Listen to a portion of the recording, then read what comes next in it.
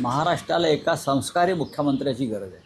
संस्कारी सध्याच्या मुख्यमंत्र्यांचे आणि त्या आधीच्या मुख्यमंत्र्यांचे संस्कार काय आहे मी गेले 4 वर्ष महाराष्ट्रानं अनुभवलं आहे. तुम्ही जनतेला कुत्रा म्हणताय, जनतेला भाडेके तट्टू म्हणताय. याच कुत्र्यांना हाडं टाकून तुम्ही मतं घेतलीत का? आणि या जे भाडेके तट्टू आहेत, या भाडेके तट्टूंना विकत घेऊन तुम्ही सत्तेवर आलात का? देवेंद्र फडणवीस हे एखाद्या सुलतानासारखे वागत आहे. सुलतान, मोगल काळातले सुलतान असे वागायचे.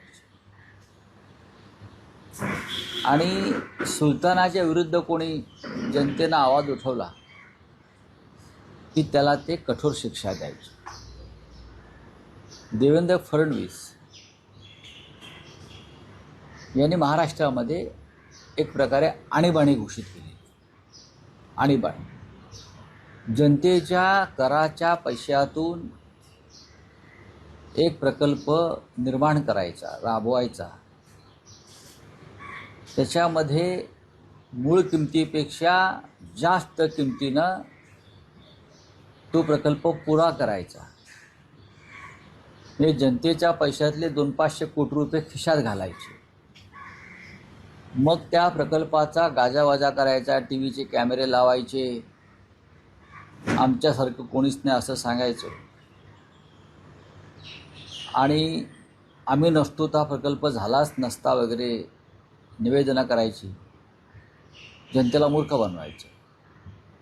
आणि त्यानंतर हा प्रकल्प जेव्हा कोसळून पडतो, जनतेच्या कराचा पैसा अशा प्रकारे भगदाडं पडतात आणि त्यावर जर जनता व्यक्त झाली, मग ते समाज माध्यमांवर असेल, वृत्तपत्रात असेल, टी व्हीला असेल, तर जनतेला भाडेके तट्टू, डॉग्स, कुत्रे असं म्हणून त्यांची चेष्टा करायची.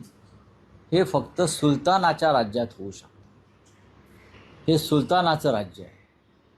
आणि सुलतानाबरोबर आजूबाजूला त्यांचे जे निजाम आहेत सगळे, ते फिदी टाळ्या वाजवत होते, काल बाकं वाजवत होते. लाज वाटली पाहिजे. छत्रपती शिवाजी महाराजांच्या महाराष्ट्रातली सुलतानशाही आहे. म्हणे महाराष्ट्र बदनाम करणाऱ्यांना सोडणार नाही. महाराष्ट्राच्या बदनामीचं सगळ्यात मोठं षडयंत्र जर कोणी रचलं असेल तर ते अमित शहाने रचलं, नरेंद्र मोदींनी रचलं. आणि खान तशी माती, त्याच्या खाली देवेंद्र फडणवीस. काय बदनामी केली महाराष्ट्रात? सत्य बोलणं ही बदनामी आहे का महाराष्ट्राची? आपण विरोधी पक्षनेते असताना किती बेफाम आरोप करत होतात करोना काळापासून सर्व विषयांवर. ते जरा तुम्ही एकदा ऐकून पहा. महाराष्ट्रातले आमदार खासदार 50-50 कोटीला विकले आणि विकत घेतले. ही काय महाराष्ट्राची बदनामी नाही? तुम्ही आमदार खासदार विकत घेत असताना आणि त्याच्यावर सरकार बनवलं, यापेक्षा या राज्याची कुठली बदनामी झाली असं मला वाटत नाही. ही महाराष्ट्राची परंपरा कधीच नव्हती. छत्रपती शिवाजी महाराजांचा पुतळा तिथे मालवणला कोसळतो भ्रष्टाचारामुळे, ही काय या राज्याची बदनामी नाही? असे किती उदाहरणं आम्ही तुम्हाला द्यायचे की तुम्ही या राज्याची रोज बदनामी केली आहे. छत्रपती शिवाजी महाराजांची बदनामी केलेली आहे. तो भगतसिंग कोश्यारी होता येथे राज्यपाल, महात्मा फुल्यांपासून शिवाजी महाराजांपर्यंत त्याने जी वक्तव्य केली बदनामीकारक, आणि तुम्ही त्याचं समर्थन करत होतात. शिवरायांच्या बदनामीचं, महात्मा फुल्यांच्या बदनामीचं, डॉक्टर आंबेडकरांच्या बदनामी, जी काय महाराष्ट्राची बदनामी नाही. मिस्टर फडणवीस यांना वैफल्य आलं आहे, फ्रस्ट्रेशन आलेलं आहे, ते निराश आहेत, ते गोंधळलेले आहेत. आणि त्याच्यामुळे जितके दिवस आपण या महाराष्ट्रात मुख्यमंत्रीपदी राहतो आहे, तितके दिवस ते फावडे घेऊन बसलेले आहेत. बस पैसे काढायचे ठेकेदारांकडून. काल ज्या पद्धतीनं त्यांनी महाराष्ट्राच्या जनतेला कुत्रे, भाडेके तट्टू, पत्रकारांनाही त्याने म्हटलेलं आहे. खरं म्हणजे तुमच्या राज्यामध्ये रोज मारामाऱ्या होत आहेत. ही राज्याची बदनामी नाही का? ही राज्याची बदनामीच आहे ना. विधानसभेत तुम्ही रोज खोटं बोलताय, ही राज्याची बदनामीच आहे. तुमच्या विधानसभा अध्यक्षाला मराठी येत नाही ही राज्याची बदनामी आहे. तुमच्या विधानसभेमध्ये संविधानाच्या विरोधात जाऊन तुमचे विधानसभा अध्यक्ष निकाल देतात ही राज्याची बदनामी आहे. अजून काय पाहिजे तुम्हाला? आणि तुमच्या भ्रष्टाचारावर बोट ठेवलं जनतेने तर ती जनता भाडेके तट्टू, ती जनता म्हणजे कुत्र्यासारखी भुंकणारी,